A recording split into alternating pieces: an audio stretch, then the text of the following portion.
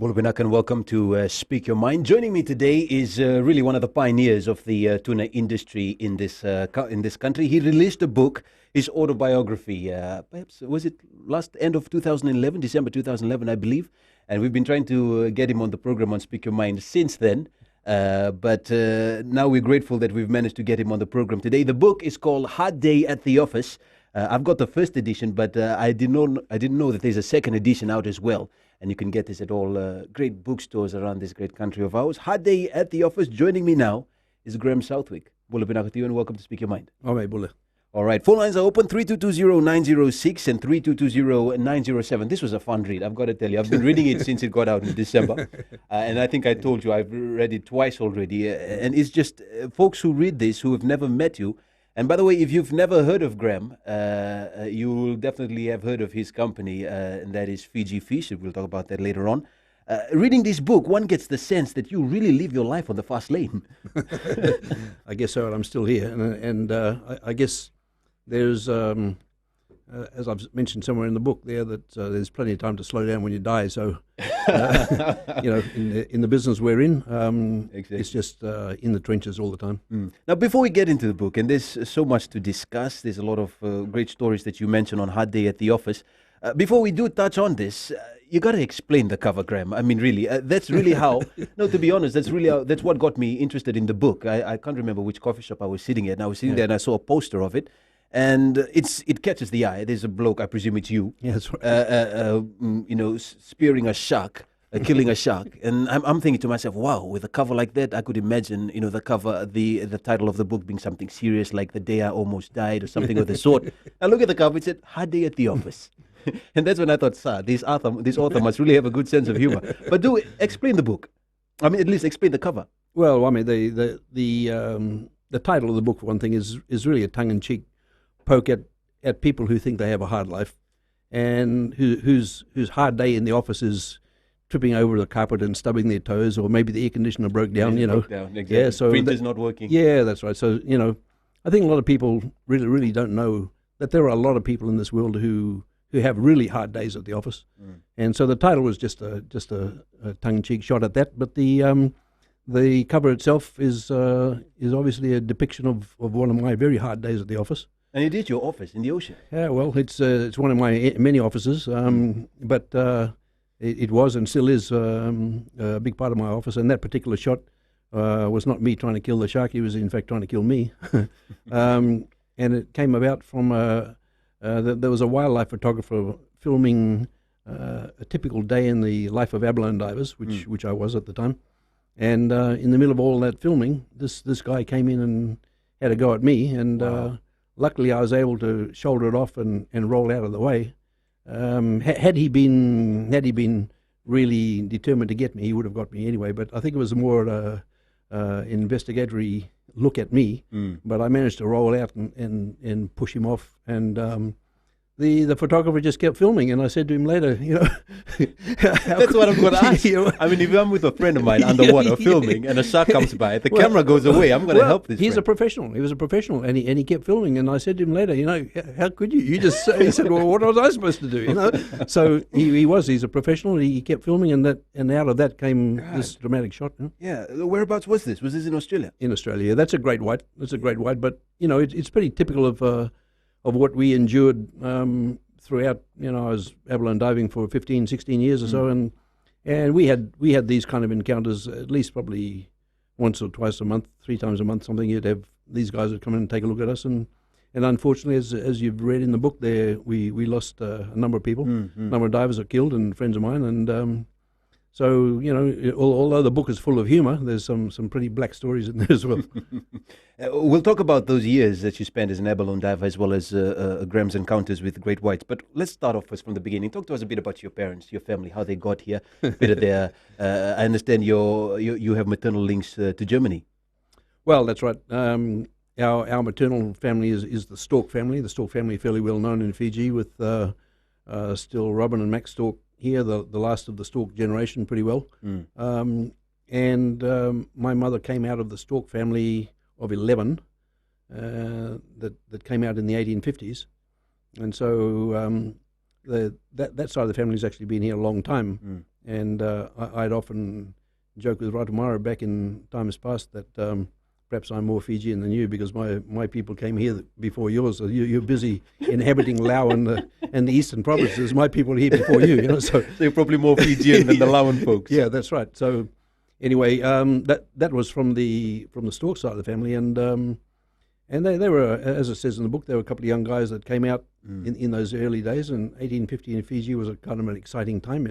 I'd imagine. And we asked a lot of, ourselves even, what were two young guys coming out from the other side of the world to a place where at that point in history there was still fighting and killing and cannibalism and stuff going on all around them, Yeah. Now, who were these three brothers? One's Jacob. Yeah, and they came out actually as one was a farmer, one was a shipbuilder, and that, and they settled up in Naitasiri, actually in the heart of probably what was a pretty dangerous country up there over the hillman and that, but as I said in the book, they probably minded their own business there, and they managed to escape the dinner invitation, and they didn't prosper because they were well ahead of their time. They introduced sheep, they introduced sugar, they introduced coffee, all that sort of stuff. But and before we talk about some other exciting stuff that they introduced, I mean, you mentioned about how they've mind their own business and kept away from dinner. Looking at the cover of the book, Hard Day at the Office.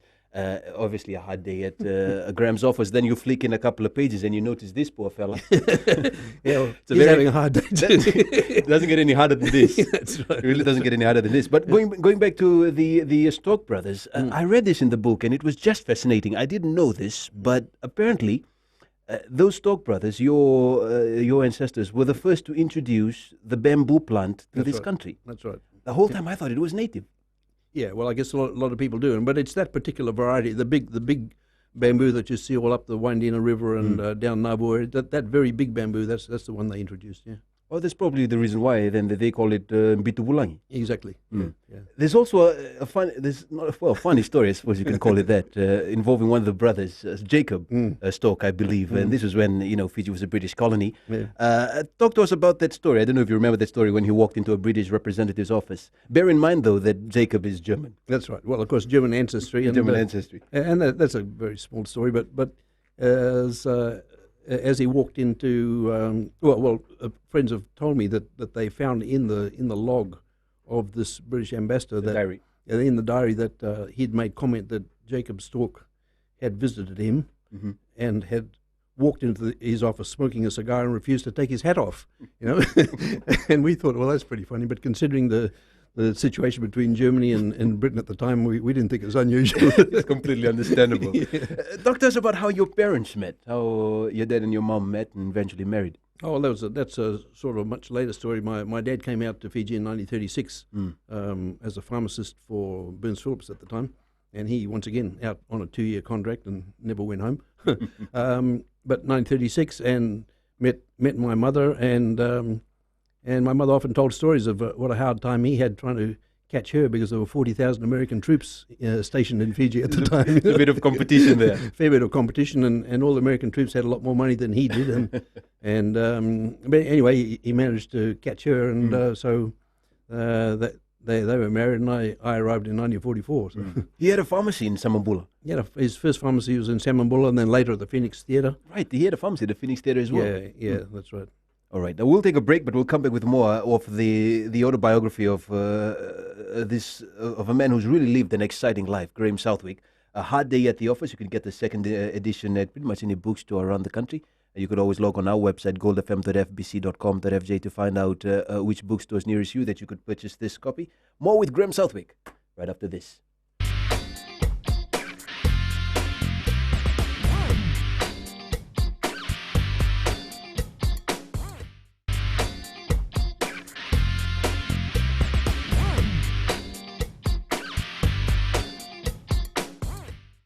Welcome back to Speak Your Mind. And the man who has been criticized for not acting his age, as according to his autobiography, joins me today, Grahame Southwick, talking about his book, Hard Day at the Office.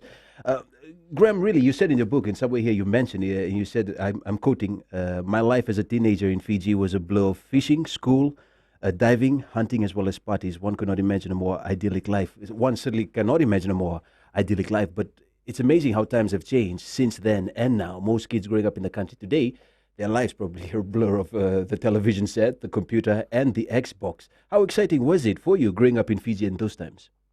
Well, obviously we had to make our own way. We didn't have TV. We didn't have all these kinds of things, and so that's why we entertain ourselves with all these things. And it's a bit of a shame in some respect that even our own children, our own grandchildren, try as best I can, and we have, like all my children, all dive and fish and do all the things that we did. But I'm sure there's a big generation that have not been exposed to the other side of life apart from Nintendo games and TV games, and it's just a shame that people don't, particularly the younger generation, are not experiencing the country and the life and the water and everything that is, to me, what Fiji and what living is really all about. Yeah, and there's so much of that in this country.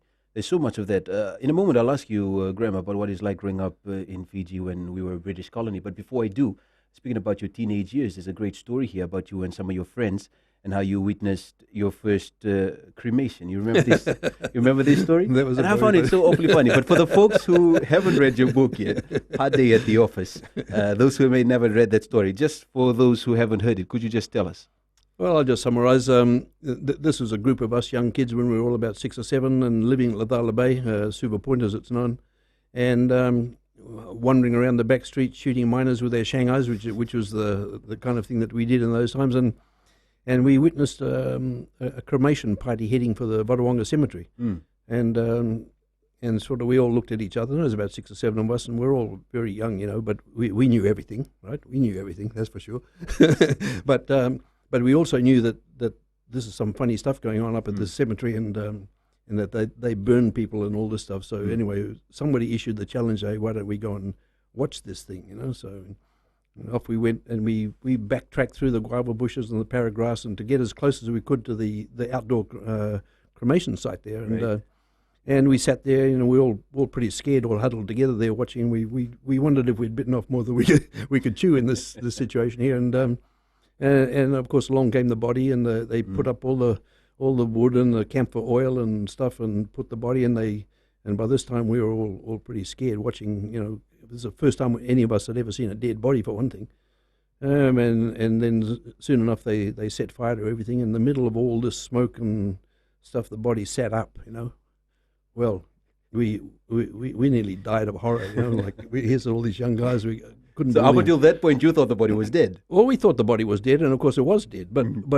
But we saw it here sit up in front of us, and we're thinking, good God, what's happened here? They're burning live people or whatever. But it just all got too much for us, and we all got to our feet, and we ran through the guava and the paragrass and back right down to Super Point, and never there back again. Never there back again, and then, we were completely horrified by what we'd seen and almost traumatized. And the remarkable thing about that story, Graham, is that, if I would witness at that age, if I would think that the individual is still alive, I'd run straight home to mom and dad, say, listen, I witnessed something funny. I think we need to call the cops. But it took you one whole year. Yeah, well, we were traumatizing you for one whole year. We were a gang, this is our gang. We were all 7 years old and 8 years old, and we all kept to ourselves, and we did things that young people don't do these days, kind of. But you'll be surprised. Yeah, we still do the same. Yeah, well, so it was not till a year later that I raised the subject with my dad, and he said, "Oh no." He said he was dead. Okay, it was just the sinews tightening, like when we barbecue a pork chop and the pork chop curls up. He said that was just thank God for that. Huge burden off your chest. Yes. But really, tell us, for the folks who didn't, experience growing up in a country that, like ours, that was owned by the British or British Colonial, I guess I should put it that way. Yeah. What was life like? And obviously, currency was different. Things were fairly more cheaper.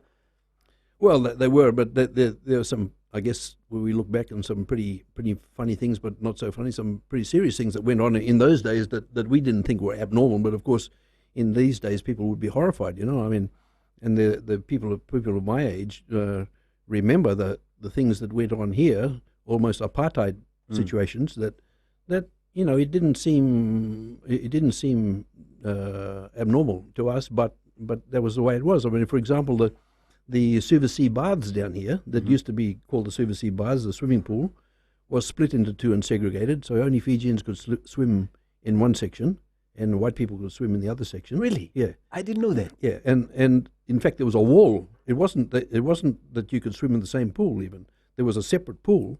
On the southern end of the current pool, there was a separate pool walled off with a door, and that Fijian people could swim there, and other people could swim in that side. So that was part of what was going on at that time. And there were other things that people could probably correct me a little bit more, but Fijians were not permitted to drink beer during that period.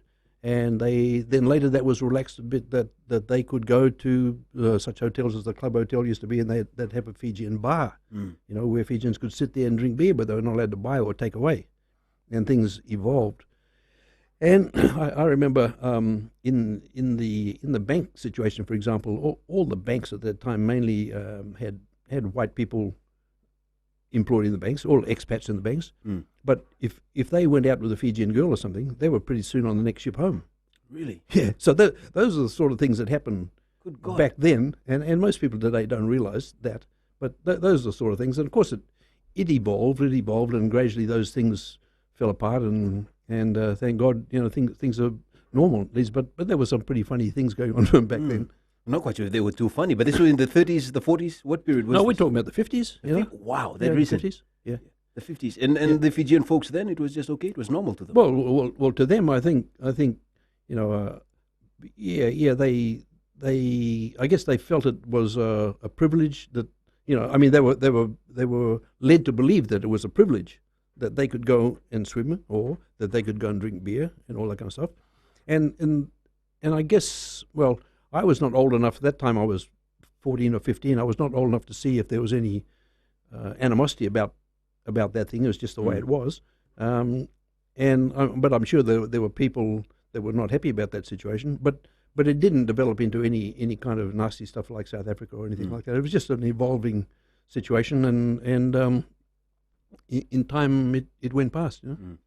Talk to me about your love for the sea and when it began. Really, we've established from the front cover that really the ocean is your office. But when did it start? I mean, I read a piece here about your old man and how he took you guys out hunting and things of that sort. Yeah. Did your father introduce his love for the ocean for you? Well, absolutely. I mean, when I was, he built my first spear gun when I was 6. But prior to that, as I mentioned in the book, 2 or 3 of us of the similar age, and at the age of 5 and 6, we were out spearfishing, spearing nunga down in the Dongo in Lathala Bay, and our mothers having to run around at 7 o'clock in the morning trying to get us off to school, and we were all hiding down amongst the breakwater there because we didn't want to go to school. We were too busy fishing, So yeah, it was a very important part of our life early on, and my dad really enjoyed spearfishing, and his old friend Tom French, that some people may know, they were related to the Rag family, the current Rag family. Right. And they were sort of the first spearfishing gang here. And Rob Wright used to live down in Necessity. He was a government photographer. That a lot of his photos are still around. In fact, in the book, the big one of the great white shark lying on the beach. I saw that down in Lakemba. That was taken by Rob. But that was the generation back in the early 50s where they were all spearfishing and doing stuff. And so we grew up loving fishing and diving and just loving the sea, Fantastic. More with Grahame Southwick and his autobiography, Hard Day at the Office, right after this.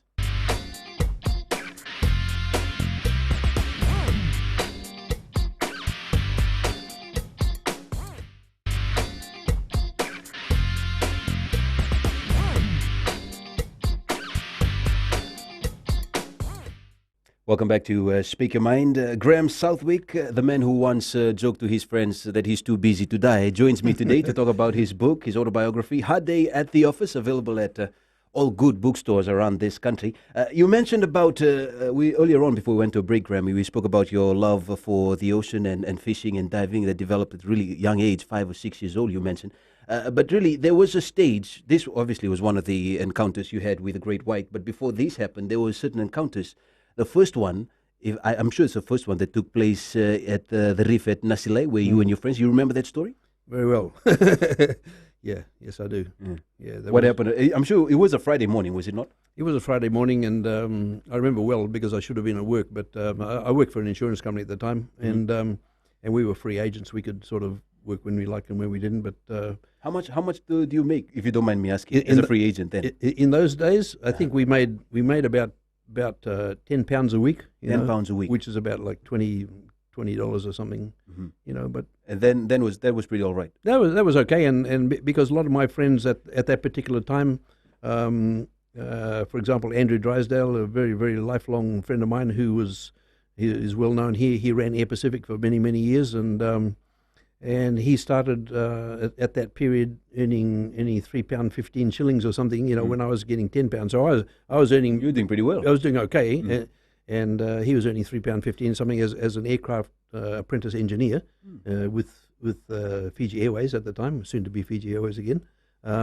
So yeah, we were doing okay. So when the weather suited, a few of us would take off. We'd go doing the important things in life, and go spearfishing. Certainly important. How old were you at this stage? 17. You were 17. 18, yeah. 18. So you guys had decided, all right, we're off to the reef now, off to Nasilai to make a few more bucks? Yeah, well, it seemed like everything we ever did was to try and make some more money, but essentially it was to have fun spearfishing. But Nasilai was, and still is, a very, very dangerous place, and there were so many sharks. There's an unbelievable place, and still is. But yeah, it was a place where we could go and we could get a really big boatload of fish, and we could come back and sell it. And the listeners may be interested to know that at that point in time, we were selling fish all over the place for the equivalent of 10 cents or 20 cents a pound at that time. So, but that was the going rate of fish, 15 cents. But then again, outboard fuel at that time cost the equivalent about a little bit over $1. No, not even $1, about 80 cents or something at that time. So it was all relative. But we could go out spearfishing, us 3 or 4 boys, and get a boatload of fish, and we could make the equivalent probably about $100, which was enough to pay all our fuel and our spear guns and our rubbers and all the gear, and pay for all the things we need to do for several weeks. So that's more than you make as an insurance agent. Yeah, we make more than that as an insurance agent. That's correct. Yeah. So you guys head off at this Friday morning. Just another day, I suppose. Just diving. Another day. Yeah, just another day, and we'd been there many times, and we knew what the situation was, and this particular day, the tides were right. It has to be slack tide to work Nasilai. As soon as the tide kicks in, you've got to get out of the water. So we got there fairly early in the morning, and usual thing: fish everywhere, sharks everywhere, and didn't bother you. You used to it. Normal stuff, And we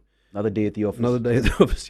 We loaded the boat up pretty well down to the gunnels, and we just had a little wooden punt that we ran out of from Wame with this ancient 18 horsepower Johnson outboard on it, but.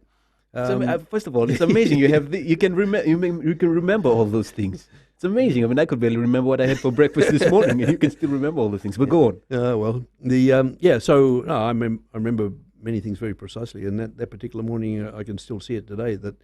And the fish we shot, and the boat loaded down, and we were doing very well. And the tide started to pick up a little bit, and then came into view a whole squadron of these giant eagle rays, beautiful big green creatures with white spots on them, and here I am, and I'm thinking, that looks like about $50 swimming along there. I've got to take the lead one out of this pack, What came over you for you to say to take the lead one? At least to take the one at the back or the one in the middle. You decided to take the lead one. No, the lead one was bigger than all the rest, So I picked on him. And later he picked on me, but anyway. Quite literally. So I slammed a spear into him, and then started a huge battle between he and myself, because he's probably about 6 foot across, and wow, very, very, that's very massive. powerful. Yeah, and we're in the middle of the channel, and there's blood everywhere in the water, and there's sharks getting excited, and my other 2 friends that mentioned there, Bruce Nosel and Brian Jefferson, who were grammar boys at the time, they came in and stuck spears into it as well, and then we were all fighting and battling this thing, for the same reason. Apart from the thrill of the kill, which is of that time, this is what you did, Probably people frown upon it these days. Why would you kill a beautiful creature like that? But these are different times. Yes. And we were thinking about the money as well. So we battled this thing. But as we finally got it close to the boat, and we're trying to lift it into the boat, thinking it was dead. It was not quite, and it gave one almighty kick and slammed the barbs right through my back and and out my chest. So I went through your chest, right through the chest and out the front. So the three we recovered 3 barbs out later, but the longest one went in my back and out my front chest, and the other 2 didn't quite get right the way through. But I remember it like it was yesterday, when the thump in my back, no pain, just a great thump in my back, and I thought that Snoz had shot me, but he hadn't, and eventually we realised what had happened, and so they broke the barbs off and pushed the thing out and realised that this was a really, really serious situation here, and I couldn't breathe, and I was choking and spitting blood and everything everywhere, and so they realised that this was an extremely serious situation, and so thankfully, clear-headed, they dumped everything out of the boat, all the fish, all the fuel, diving gear, everything, just stripped the boat down, and ran for Wame with me choking and dying in the bottom of the boat, spewing blood everywhere, and so it was a pretty dramatic journey all the way to Wame, and me losing consciousness, and they trying to keep me alive, but we managed to get to Wame, and only to find that the resident doctor was out fishing. But in the meantime, I was just sort of moving in, blacking out and coming back, and they were trying to keep me alive and trying to keep me awake, basically, because we talked about that later. The importance of staying conscious. And right. Anyway, very fortunately, and I'm not sure whether the gentleman concerned is listening to this program. I hope he is. He probably, but there was an AMO. Just a young AMO at Wame. He immediately realised that there was a serious problem. His doctor was away. He didn't know much. He actually, being a civil servant, rather surprisingly, took a hammer and smashed the morphine case open because it was all locked, and only the doctor had the key. But he had the presence of mind just to and the heart to smash that morphine cabinet off the wall. My friends told me later he just broke the cabinet off the wall, got the morphine, got all the antibiotics out, and slammed me full of whatever he could, and they threw me in a taxi and ran me all the way to the hospital, and I woke up like 3 days later. Yeah, that was almost it for you. That was almost it for you. Well, very, very fortunately, we had British doctors here at that time. A Dr. Dubois, actually. I remember his name from that time, and he operated on me, and when I woke up like 2 days later, and he said to me, "Boy, you're a very lucky young man. That those barbs, they missed your heart by about an inch. They went an inch above your kidney and missed your spine by an inch." He said, "There's a little narrow triangle where they could have all gone through. They tore my lung to shreds at that time, and they really punctured my lung, and that was why I couldn't breathe. I was drowning in the blood and the water in my chest." But he said, "Boy, you are so lucky. There's one little narrow alley that those barbs could have gone through. Otherwise, they would have got your heart or your spine or your kidney or something, and you're so lucky that you got out of this." So, yep, I was lucky. After reading that incident, one would think, that would be it for Grahame. No more fishing, no more diving, no more going out to Nasilai Reef. But I mean, you mentioned in your book, someone might as well tell you to stop breathing, because I know folks told you right after that, that's it, you can't dive anymore. Well, you got to keep still. The doctor said your lung is badly scarred now, and you can't dive anymore, and because you'll probably fracture something. And anyway, as I say, 3 months later we were back diving and back in the water, back in the water, back in the water. You went to Australia when you were in your 20s, 21, if I'm 21. Not mistaken. Right. Whereabouts in Australia where you went to, and why did you go there? Well, I was transferred to Sydney with the insurance company. That was the initial plan. I was to go down to Sydney, and I was to be understudy, and I was to do managerial stuff. And I guess they had some thought that I would come back here as some managerial position with Colonial Mutual was the company at that time, and that was a kind of plan, And then I went down to Sydney, and I lived in Sydney for 2 years working for the insurance company, and it was just it was a big drag, Like the in Fiji, being an insurance agent in Fiji at that time, and it's much the same in Australia now. If you're a country agent and people know you and all that kind of stuff, it's a different relationship, But when you're in the city and everybody's sick and tired of seeing insurance people, and they treat you with great disrespect and all that kind of stuff. But and it wasn't fun. It wasn't fun. And then, of course, we very quickly got into the spearfishing and diving in Australia, and discovered that we could actually make some money more on the weekend, spearing fish and catching abalone, which became my life later. Yeah, we could make more money on the weekend than working with the insurance company. So eventually you left the job. Yeah, it just fell apart. Yeah. You know, I've read in the book some of the places that you went diving for abalone and fishing all about in Australia. Places around Sydney, Malakuta. Did I say that right? Yeah, that's Malakuta, and there was Port Lincoln. And there were other places where you read the places that you went diving, and just by the name alone, you get a sense that this isn't a good place to go fishing. I mean, Misery Bay. Yeah. Coffin Bay. That clearly tells you, in simple English, this is not a good place for you to go to, Grahame. But these were the places you went fishing and diving. Well, Port Lincoln, the area of Port Lincoln, which is in South Australia, had a whole series of places like that: Disaster Bay and Avoid Bay and Coffin Bay and all these Cape Catastrophe and all that.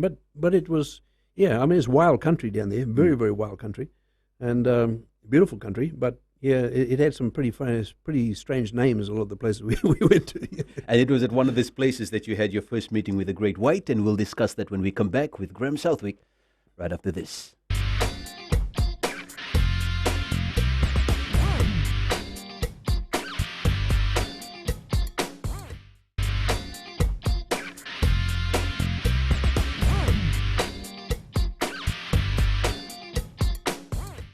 Grahame Southwick joins me today, the owner of Fiji Fish. He's got his book out, his autobiography, Hard Day at the Office. I should probably grab this one because this is the second edition, Hard Day at the Office. And you can get this at bookstores around the country. And I'm sure for those of you who wish to get a book, if you'll call into the studio, the first 5 books will be autographed by the man himself. So call into the studio, 3220-906, or you could send us an email, goldfm@fbc.com.fj. I spoke about before we went to a break how you went fishing, or rather diving for abalone in different parts in Australia, really mainly Sydney. And we also spoke about the places Coffin Bay, Misery Bay. But there was a place you went diving, the Passage. This was a place where you had your first encounter with the great white. Do you remember that day as well? Oh, I can remember vividly, and all the subsequent ones too, because they really burn in your mind. And they were. When we first went to South Australia, we had never actually ever encountered a great white face to face. They were like some distant dragon or something that we knew they were around, but we never actually encountered them. But it was pretty soon that we did. And what happened in this incident in the Passage? Yeah, well, in the Passage was that was probably one of the worst encounters, or the more traumatic encounters that I've had, apart from the ones that have killed friends of mine, but that particular one, I saw the power of these guys and the determination of them, and just come to realize these are totally different type of animal altogether. And in this particular incident, where I was diving right next to a seal colony, which is a place that most abalone divers kept away from because seals attract sharks. Yeah, seals attract sharks, but the abalone were there and they were thick and. Being the risk taker, I was in there and we were doing okay. But this particular moment, I had come back up into the boat, having a cup of coffee, and we were only anchored meters off where all the seals were sitting on the rocks. And next thing there's a scatter and crash bang, and all the seals are jumping up onto the rocks, and a great white just launched himself up the rocks straight up out of the water. He would have gone 2 or 3 meters up out of the water. Up the granite slope, grabbed a seal and rolled back into the water and crashed into the side of my boat on the way back. And at that moment, I was just about to jump in the water. I had actually put my weight belt on, the regulators in my mouth, the compressor was running. I was just about to roll over the side. Just a second to roll over. Just a second. Another 2 seconds earlier, and I would have been in the middle of it. So, I think I mentioned in the book how many lives does a cat have? I don't know, but anyway, there was just another one. Really, I didn't even know that until I read that story. Because the shark came out about 2 or 3 meters out of the water. Out of the water, straight up. And you just think that might bite inside the water or on the surface, but out of the water, that's usually unheard of. Yeah, no, they were well capable, and we've seen lots of instances where they are well capable of coming half their body length out of the water to take something. Really, after hearing all these incidents you've been having with white sharks, Graham, it seems to me that you could write a book about what to do when one meets a shark. Because there was also another incident, this time it was even more scarier, because you weren't in the surface, you weren't on the rocks, you were in the water, and the safest place for you to go swim to was your boat, but the only problem was it was 150 meters away. Yeah, well, that's right. And that was a pretty scary incident, because it's the first... That was the first time that I actually met one face to face. And just reading that bit, I could almost sense death was just looking nearby. Yeah, I knew. I mean, there wasn't any question. I knew I was going to die, because everybody knew if you met a great white, you're going to die. Simple as that, you know. And I'm tossing up in my mind how to get out of the situation. Do I offer him a leg? Do I offer him an arm? What do I do to slow him down? And then I'm thinking, how can I climb into the boat if I don't have an arm? You know, maybe I'll offer him a leg. It's amazing the things you think about. Yeah, well, it is mind racing, but I mean, over the years we developed sort of defensive techniques for these guys when they came to visit us, and basically there's a number of things that you definitely can't do, right? Like you can't outswim them. No, you can't. You can't show any sign of panic or fear, which is hard to. Which is very hard to. If you know the alternative. You know, the alternatives, if you try and outrun them, they're going to get you. If you show fear, they're going to eat you. So that doesn't leave you much choices, you know. No, it really doesn't. But the choices are that you've just got to, in the case of great white, I mean, we just roll up in a ball and try and get our profile looking a bit strange to him, not like a seal with arms and legs flapping everywhere, and just try and confuse them as to what they're looking at, actually. You know? Does that work? Has that worked, rolling into a ball? It worked for me for 18 years, you know? And you know, other people it didn't work for. Well, I lost 3 or 4 of my friends who've been killed by great whites during that period. But then again, we never knew the circumstances that led to them being attacked, because we never saw them again. You know, I mean, we got some cases we got their bodies back, but we don't know precisely what they were doing at the moment they were hit, and we probably will never know. But there are things you do with sharks and things you don't do. You know? How many hours you spent in a day, Graham, as an abalone diver back in Australia? How many hours would you spend diving in a day? Roughly 5 hours? Yeah, 5 or 6 hours a day was the normal. And Monday to Friday? No, we only used to dive probably 3 or 4 days a week maximum. Sometimes we'd have 17 days straight, you know, if the weather's really good, but that really was pushing the limit. But on average, 3 or 4 days a week is all the body could take, yeah. And really, for those who haven't been, who usually don't go diving, there's a problem that usually happens when you wear wetsuits, and it could really ruin your skin, which happened to Graham. And he thought of something creative, as well as his friends. Graham, you thought of something creative back in the day to counterattack this, and that was to wear. I don't want to embarrass you, but you did write about it in the book. He wore pantyhose. Yeah, it's like almost ladies' underwear, but we used to get severe chafing, skin chafes behind the knees and around the necks and various places like that from wetsuits. And First of all, who thought of that idea? I don't know exactly who thought of it, but I know initially we used to just smear Vaseline and that around the joints to stop the chafing, and then somebody came up with a pantyhose idea, and so pretty soon we were all wearing pantyhose, and there were some pretty comical moments sometimes. I would imagine, but who would go to the store to buy this for you? Would you send a girl to go, or would you guys go? We had to go, but we used to all gang up, have a few beers, then we'd go and buy our pantyhose or whatever. What was the response from all those selling it to you, the sales girls? Yeah, well, sometimes they looked at us a bit sideways, so that was part of the problem. Part of the problem. Yeah, but Hard Day at the Office, a great book, a great read, really. You get to hear everything about the amazing life that Graham has lived, and also a bit of history in this country as well. The second edition is out. I read the first edition, but the second edition is out as well, and I understand that it's jam-packed with 24 extra more exciting pages, of which you could purchase at a bookstore near you. At what point and what period, was it the 60s that you came back to Fiji? 79, actually. I came back in 79 to start tuna fishing, yeah. What attracted you? What was there? Did you hear about the industry, the tuna industry? Well, I'd come back. First of all, I decided that, like, 14, 15 years swimming with great whites was probably about, my luck was about to run out, and my wife thought it was better if I start making a living on top of the water instead of in it, But I had been back a couple of times. Eco Corporation was just forming. There were some interesting tuna movements going on here. There were no local boats fishing in Fiji, so I bought one boat back in 79 and sort of grew it from there. All right. Well, we'll take a break. We'll come back with the final segment. We're talking to Grahame Southwick, the author of his autobiography, Hard Day at the Office, available now. More when we return on Speak Your Mind.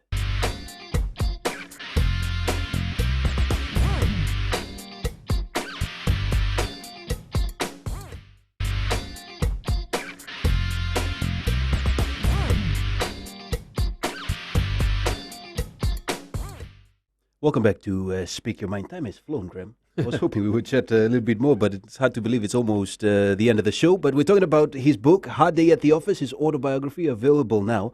Really documents some really fun stories, the incidents there where it makes one laugh, makes one think, and also there not only mentions the high periods in your life, and also mentions the lows as well, one of which, of course, was the sinking of the Wassa Wassa, the ship Wassa Wassa, when Cyclone Gavin hit in late 90s, 97, I believe. Yeah, that's right. This impacted you greatly, I'd imagine. Oh, well, it did, and it impacted a lot of people, and it was just one of those terrible things. And I think I've said in the book that, the sea can be a wonderful friend, but a dreadful enemy, and it took those people. And, that was probably one of the worst times we've ever been through. Yeah. There was also periods you mentioned here as well, incidents which we won't talk on because we're out of time, almost out of time. But the incident was in 2000, I believe, the coup. I mean, that story really, I was just shaking my head and just gritting my teeth reading through it. But those incidents as well were awful. Well, they were awful, not only for me, but a lot of other people, and a lot of people were traumatized by what went on. I mean, more so than myself. But there were a lot of people locked up and beaten up and all that kind of stuff, and all the stories are in the book about that, and a few incidents there. So yeah, that was a very bad time too. When did Fiji Fish started? When it started, when you came by in 79, or basically at that time it was called Wassa Wassa Fisheries when I first came back, but that evolved into Fiji Fish as time went on. Yeah. How's the company been now all these years? The largest fish exporter in this country. Well, it is, but the industry is in severe trouble at the moment. Generally overfishing going on in the Pacific, and we're battling that on a daily basis. And we just recently we've got some good support from the government, just days past actually, and there's going to be some announcements pretty shortly. But the Prime Minister and the Minister of Fisheries and that have taken recognition of what's going on here now, and there have been some decisions made in the last couple of days that hopefully will turn this whole industry around. This is really indeed a very serious issue, overfishing. And we've spoken to the Ministry of Fisheries on this radio station some weeks back, and I do understand that they give about 70 licenses a year. Do you think that's too much? Well, we've always said it's too much, and SPC, FFA have said it's too much, and last week the government's accepted it was too much. Really? And I imagine that if you talk to the Minister, he will fill you in on the details of what was decided a couple of weeks ago. I'll leave it to him to explain what's going on, but generally we're very happy with the decision, and there's going to be some serious cuts back and some change of direction for the industry. And if they do what was agreed last week, we should be able to pull out okay. This is a serious issue, as I've mentioned, and there are even some reports that I've read that says that the bluefin tuna is almost nearing extinct. Well, it is, and the big eye tuna that we catch in the Pacific is nearing depletion, and the general catches are down by 60-70%, and all the Pacific fleet is operating at half of break even. So they just have to do something seriously, and I believe following our meeting the other day, the PM's considering stepping in, as Fiji should step in on regional issues as well as domestic fishing issues, but in regional issues too. But I believe Fiji will take more of a role in the regional management of fish, which is what we all need. Yeah? I've also read some reports about the unfair policies of the European Union. Some call it bullying, and I also understand you have an issue with that as well. What exactly is going on? What policies are we referring to here? Well, basically, I mean, we don't pull any punches as far as the industry is concerned. These are basically trade barriers that the EU puts up to prevent our product getting into Europe. Right now, they just put so many conditions on things that you have to do that it's just not viable to do, and then they hold the sugar as the big stick, and we're just saying to the government, look, we if they want us to sell fish into Europe, we'll do it, but we're not going to go and spend hundreds of thousands of dollars on our boats, in all this stuff just to satisfy their market, because actually we don't need them. But I realise the sugar politics are involved, and the government's just have to work that out. But I just ask them, don't give our resources away in order to sell sugar. Right, right. That's important. Hard Day at the Office. The second edition is out now, as I mentioned before. The first 5 folks who wish to get a copy of this, you can do so. And when you do, when you purchase this book through Gold FM, we'll have Mr. Southwick himself sign a copy for you, only for the first 5 folks, because Mr. Grahame, as we know now, is a very busy man. And it's probably, after this, I'm not quite sure whether he'll probably go diving again, or maybe... speaking of other events that you're up to, hobie-cat. One of those as well. Hang on, I think I have a photo of that somewhere. Hang on a second. There we are. Yeah. Now, usually this isn't a sport that most Fijians are part of, but I do understand that you had won the silver medal at the 2011 Pacific Games. Was it? Yeah. I don't want to ask, but I think you mentioned it in the book. You mentioned it in the book. How old are you? Well, I'm now 68. 68. Yeah. It's unbelievable. I mean, first of all, this is a compliment. You don't look 68. And usually a lot of folks in their 60s don't involve themselves with a sport that looks seemingly dangerous. I mean, what's happening here? You're balancing the boat. Well, that's it. That's us winning last year's Fiji Challenge. There's a big international contingent here, and we won that one. And I mean, we've won the last 2-year African Open Championships with all the Europeans come down, so we won that twice in a row. And they say the Fiji team is probably not welcome. Don't come back again this year, but we are going back this year, and we're looking forward to the Pacific Games this year. But you're going to partake in that as well? Yeah. I'll be sailing, and it's kind of interesting because it's something of a bit of personal pride to me that I competed in the '63 Pacific Games, and here we are now. Still in the Pacific Games, still competing. And that's right. You competed in the Pacific Games way back in '63, and you got a silver medal for that as well. But not in hobie-cat sailing, though. No. It was javelin. No, it was a hurdling. Hurdling. Yeah. And there was a funny story with that as well, because you guys didn't know what you were working with up until the day you participated in the event. That's right. The day we raced was the first time we ever saw hurdles, and we were up against all the French teams, and also Mala, the Fijian guy that two of us were running. And we had been practicing over guava sticks and things like that, but we'd never seen a hurdle until the day of the race. So we're pretty happy to take gold and silver in that event. Yeah. That was great. That's fantastic. And after that, you won the silver medal in 2011, and now you're participating again later on this year.